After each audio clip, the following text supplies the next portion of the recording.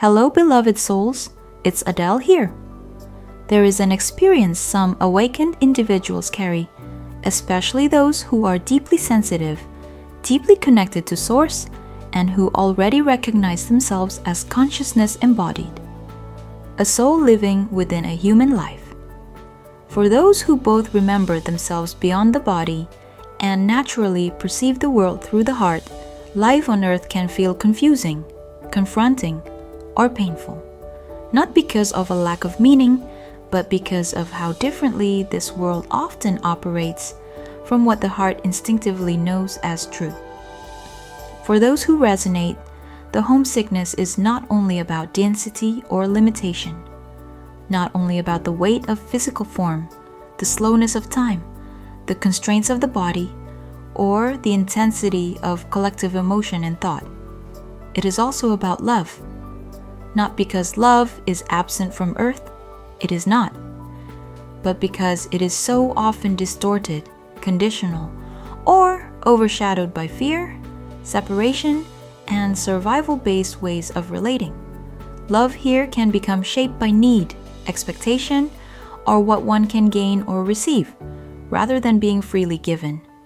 And while pure expressions of love are still easily felt through children, animals, nature, and the living earth herself, it can be deeply challenging to encounter that same unconditional quality consistently within human relationships.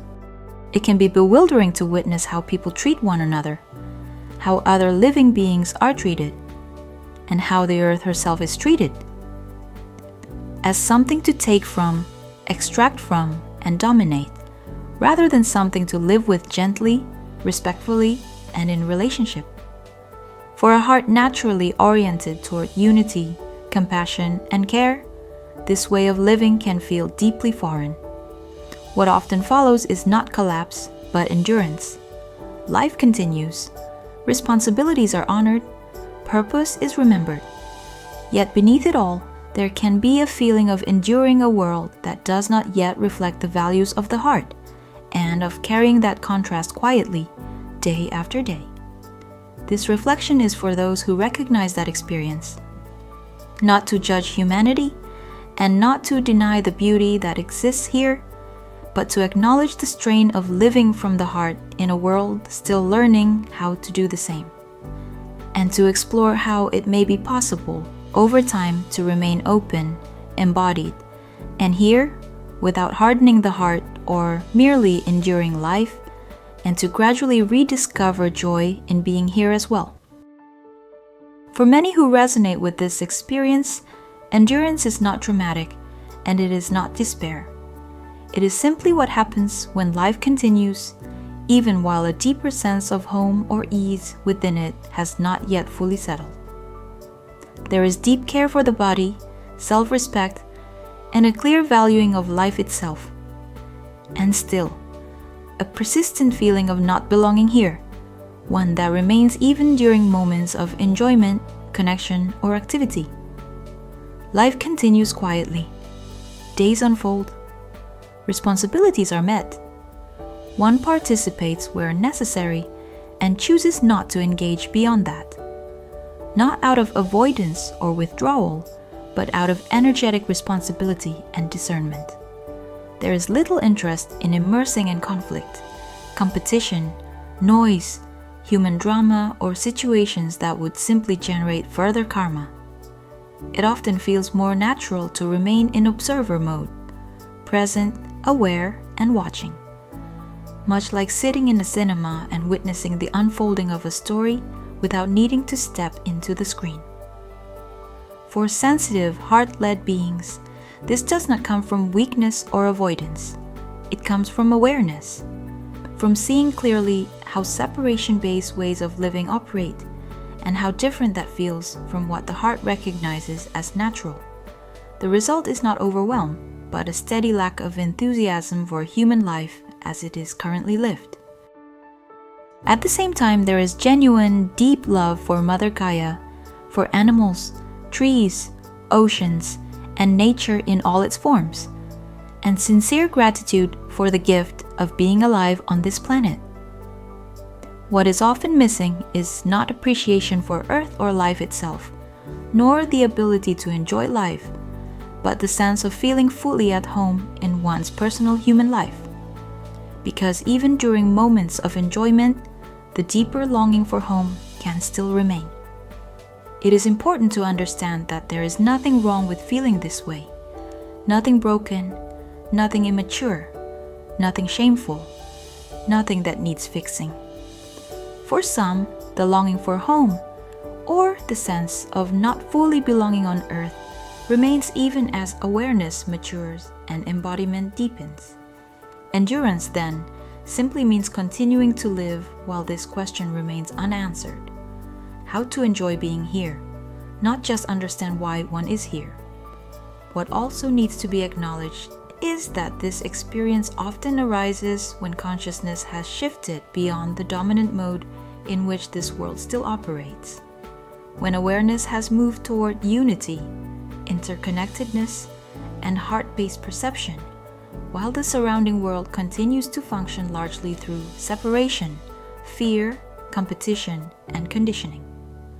Living from one level of consciousness within a collective structured around another naturally creates friction, not because anything is wrong, but because the internal orientation and the external environment are no longer aligned.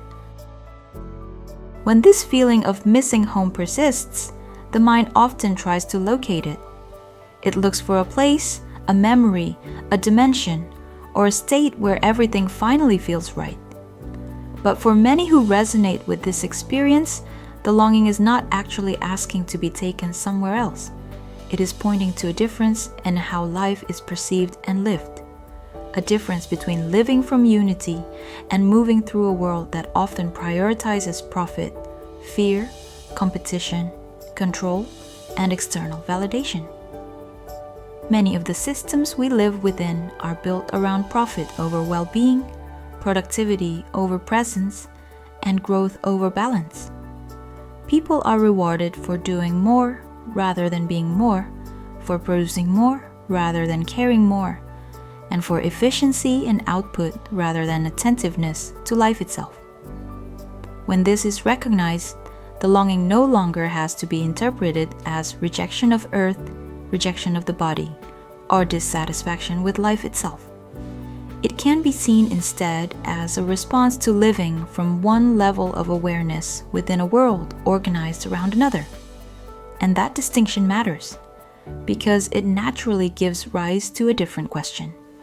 Not, how do I get home?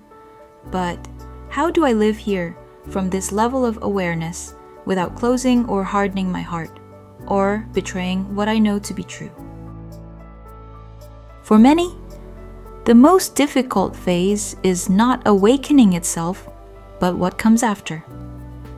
During the awakening and transformation process, it can feel as though one has stepped out of the world. Life is observed from a distance. Society, people, and events are watched rather than participated in, while inner perception, awareness, and understanding undergo deep change. Over time, strength grows, mentally, emotionally, spiritually. And there comes a moment when the call to return to life is felt again. And this is where the real tension begins. Re-entering the world after awakening can feel disorienting. The desire to live, connect, and participate is there, yet the way the world operates no longer matches their inner consciousness and perception. Values feel different. Ways of thinking feel foreign. Behavior that once seemed normal can now feel heavy or misaligned.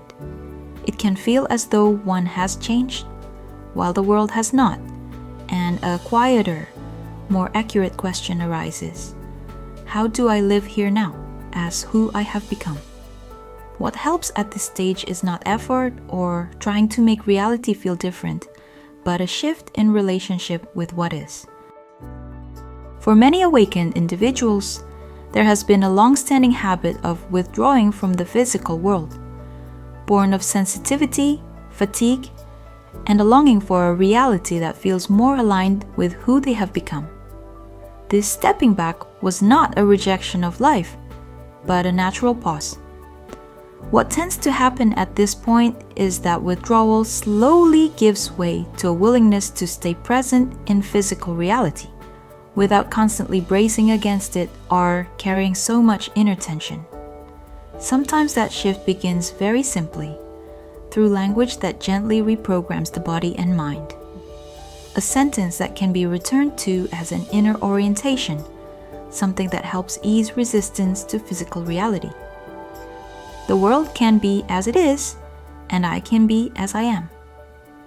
Over time, life begins to reorganize naturally, not because the world is forced to change, but because inner resistance to physical reality eases, and the body is no longer holding the same tension.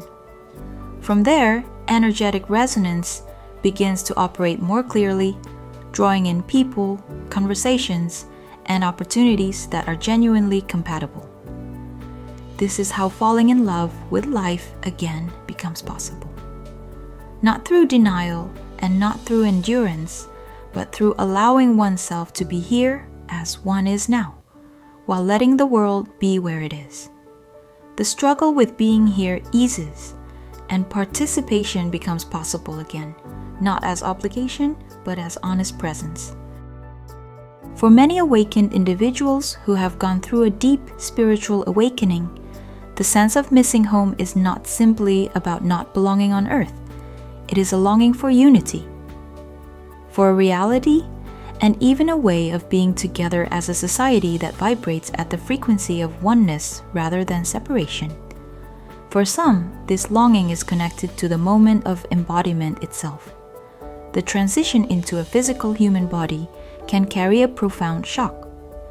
The sudden experience of separation from Source, from unconditional love, from a state of complete unity. For those who remember that state, even faintly, a part of that memory remains alive, and with it, a longing to return to what feels most natural and true. At the same time, living on Earth makes separation feel undeniably real. The density of the body, the structures of society, and the way the world operates cannot simply be dismissed as illusion. The body and nervous system experience this reality directly, and they respond accordingly. What can bring comfort here is not forcing oneself to feel at home, and not trying to erase the longing, but gently widening the inner frame around it. One orientation that some may find supportive is this: even here, I am one with Source. This does not remove the contrast between Earth and the realms of unity.